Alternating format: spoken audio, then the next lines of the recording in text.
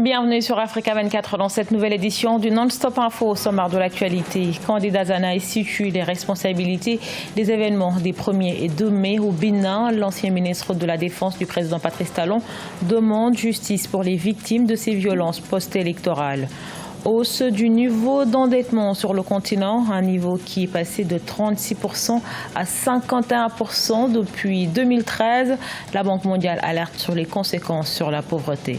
Et puis découverte de la marque togolaise Kessinounou Design, spécialisée dans des accessoires à base de perles de verre. Sa promotrice entend valoriser les perles considérées comme un héritage en Afrique. Mais tout d'abord au Malawi, comme en 2014, le président sortant Peter Mutharika remporte de justesse la présidentielle face à Lazarus Chakwera, son principal adversaire, retardé de 2 jours par la justice suite à des soupçons d'irrégularité. Les résultats complets de la présidentielle annoncés par la commission électorale créditent le président sortant de 38,57% des suffrages devant Lazarus Chakwera avec 35,41% des voix. Peter Mutharika conserve donc son poste avec une simple majorité relative, car au Malawi, l'élection présidentielle ne se joue que sur un seul tour. Au Bénin, l'ancien ministre de la Défense, candidat Zanaï, se dit préoccupé de l'état des lieux des enquêtes sur les manifestations des 1er et 2 mai 2019 à Cotonou. Après l'adresse à la nation du président Patrice Talon, le président du parti Restaurer l'Espoir était face à la presse ce lundi. Devant les journalistes, l'opposant exige que les responsabilités directes soient situées et justice soit rendue. Reportage de notre correspondant Lefty Ono. Ras-le-bol des forces politiques de l'opposition face à ce qu'ils qualifient d'utilisation des armes contre les populations civiles au Bénin. Suite à une supposée tentative d'arrestation de l'ex-chef d'État Boni Yayi au quartier Kadiaou en début du mois de mai, des émeutes et violences ont éclaté avec des destructions d'édifices publics et privés aux encablures de son domicile. La répression des forces de l'ordre a fait au moins 4 morts et plusieurs blessés selon l'ONG Amnesty International. L'ancien ministre de la Défense, candidat Zanaï, membre de l'opposition et président du parti Restaurer l'Espoir, se dit préoccupé de l'état des lieux des enquêtes sur ces manifestations du 1er et 2 mai 2019 à Cotonou. Les 1er et 2 mai, qui a donné l'ordre de tuer et qui sont ceux qui ont tué? On ne peut pas faire le silence là-dessus. Nous sommes dans une république. La politique, ce n'est rien d'autre que le siège de dialogue, de négociation. C'est tout. Et à l'intérieur d'une nation, il n'y a pas d'inimitié. Il y a des adversités. Au soir des manifestations du 2 mai 2019, le ministre de l'Intérieur avait reconnu l'usage d'armes létales par les forces de l'ordre. Il avait annoncé une enquête et des sanctions à l'encontre des corps de l'armée qui sont passés outre la consigne de maintien de l'ordre public. Le président de la République, en ce qui le concerne, devra impérativement éclairer le peuple béninois sur la base des dispositions générales en lien avec les principes éthiques liés au recours à la force et à l'utilisation des armes à feu, confère premier principe des Nations Unies. Dans son discours à la nation le 20 mai 2019, le chef d'État avait déploré les violences post-électorales et a exprimé sa compassion aux familles éplorées. Toutefois, la lumière sur ce drame peine à se faire. Le bilan officiel de morts et de blessés demeure toujours inconnu. En Gambie, la Cour martiale a rendu son verdict ce lundi dans 2 affaires de trahison politique. 7 militaires ont écopé de 9 ans de prison et un autre a été condamné à 3 ans pour trahison et mutinerie. Sur les 12 militaires qui ont comparu devant la Cour martiale, 4 ont été acquittés. Les peines mettent fin à une procédure enclenchée depuis 2017. Il y a 2 ans, 2 soldats ont été arrêtés et inculpés pour leur participation présumée à un complot visant à renverser le gouvernement du président Adama Barrow. A noté que le verdict doit encore être confirmé par le chef d'état-major. Dans le reste de l'actualité, la Banque mondiale attire l'attention des pays africains sur le niveau de leur dette publique. L'endettement sur le continent a atteint 51% du produit intérieur brut. Un surendettement lié à plusieurs facteurs, notamment le déclin des prix des matières premières, la mauvaise gouvernance ou encore les conflits dans certains pays. Ange Bijounomenion nous en dit plus.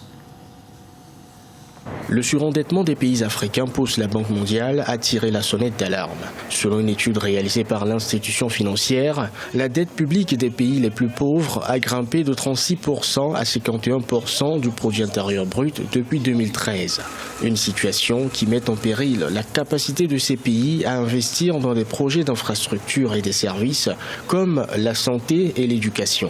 La réalité de l'endettement africain, c'est qu'il évolue de manière très rapide. On s'endette normalement pour procéder à des investissements massifs, notamment dans le domaine des infrastructures. Mais la manière dont ces projets sont exécutés et surtout leur impact dans la construction d'une croissance durable en Afrique ne se fait pas vérifier, alors que les services de la dette, eux, doivent être payés de manière constante. En l'espace de 20 ans, le continent africain a contracté plus de 1000 milliards d'euros d'emprunts auprès de la Chine.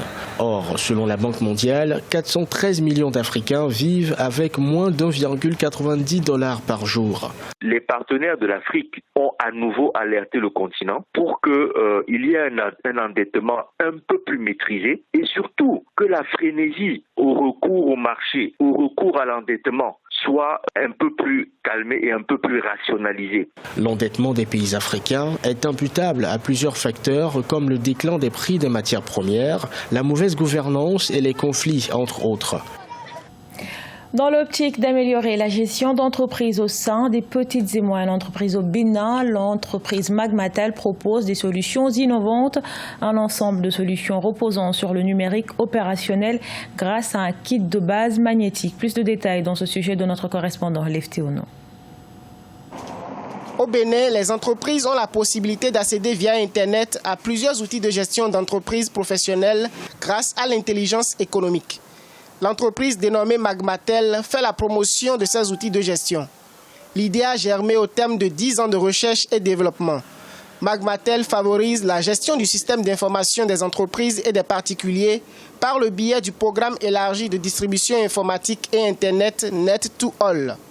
Pour l'expert en système d'information et sécurité et promoteur de Magmatel, Francis Agbanon, l'utilisation d'Internet et des nouvelles technologies en milieu entrepreneurial est un droit à protéger.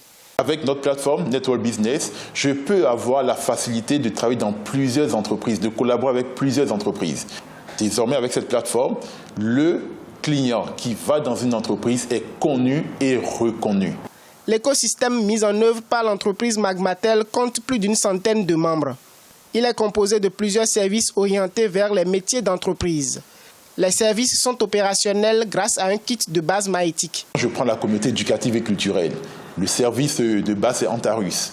Il permet à l'école d'avoir toute l'activité scolaire, les échanges avec les parents entre eux peuvent échanger, les professeurs entre eux, les élèves ont désormais un environnement ludo-éducatif.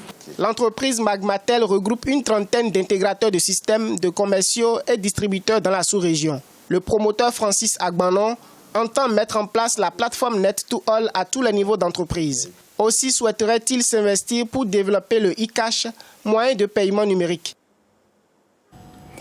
Les perles sont son outil de travail. Josiane Togamidem est une créatrice togolaise d'accessoires en perles.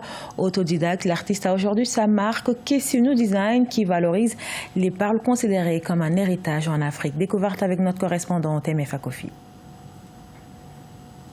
Josiane crée des accessoires en perles à base de pâte de verre. Des perles authentiques venues du Ghana mais aussi du Togo. Sa nouvelle création, c'est sacs faits main dont la confection peut prendre plusieurs jours. Ces produits sont griffés Kessinu Design en honneur à cette richesse africaine que représentent les perles. J'ai vécu au Ghana et le fait d'avoir vécu au Ghana a été un booster, je vais dire, pour ce que je fais aujourd'hui qui sont les accessoires en perles. Je n'ai pas de formation en perlage. On va dire que c'est un don que j'ai. Il suffit que j'ai les perles devant moi, je crée ce que je peux avec. Par amour pour les perles, Josiane a dû abandonner son poste dans une entreprise pour se consacrer à ce métier qu'elle exerce depuis une dizaine d'années. Outre des sacs, elle crée des porte-clés, des colliers de différentes gammes et bien d'autres accessoires en perles. Ces produits varient entre 2 000 et 30 000 francs CFA. Les défis que je rencontre, c'est par rapport à l'approvisionnement des perles. Je suis tout le temps obligée de faire l'aller-retour retour pour m'approvisionner. Deuxième problème ou le défi que j'ai, c'est par rapport à l'achat. Je vends beaucoup plus par Internet. Facebook, Instagram, WhatsApp. La jeune créatrice, pour l'heure, expose à domicile. Pour davantage se faire connaître, Josiane travaille sur un projet d'ouverture d'un showroom à Lomé, la capitale togolaise. Il pourrait voir le jour dans les prochains mois. Ce journal a été réalisé par l'ensemble de la rédaction. Merci pour votre fidélité. Retrouvez dans un instant une nouvelle édition de l'actualité sur Africa 24.